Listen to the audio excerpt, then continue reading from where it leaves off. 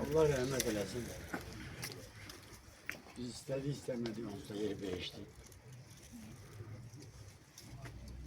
Ben hemşe televizyonda demişim. Bu şehirden hemen ferdim var.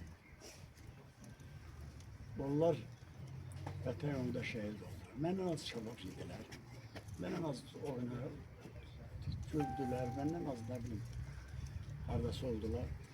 Ama Allah cennete, ben cehennem.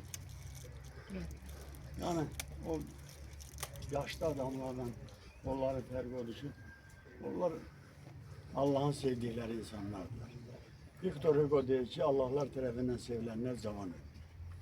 Şimdi bunlar da şehit oluyoruz bu torpağın, bu vatanın, bu elin, sizlerin yolunda, bizlerin yolunda şehit oldu. Mübariz Seyit evladıydı. Mübariz İmam Hüseyin ders geçmişti. Dua bilmez, o mektebi okumuştu, geçmişti. Onun da kanında İmam Hüseyin kanı. Bütün şehitlerimizin kanında İmam Hüseyin. Birinci Karabağ Savaşı'nda ana adamdı.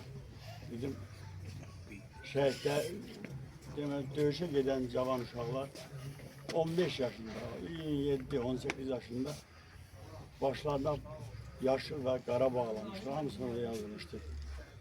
Ya Ali ya İmam Hüseyin. Başlarına yazıp çekmişti. O da İmam Hüseyin ders geçmişti ve bu yolda da gitti bu vatanı kurtardı.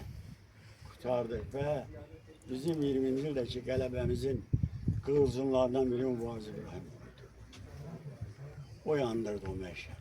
Sonra April meşali yandı.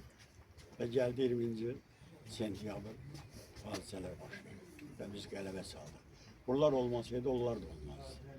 Ona göre de ne diyorlar burada çok tanışmak da olmaz. Benim ağlayanlar var.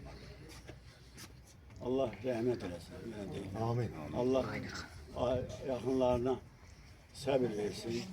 Eşliğinde okudukça atası da rahmete gidip atasının yanındadır. Allah'ın bir dergahındadır. 7 kapısı var.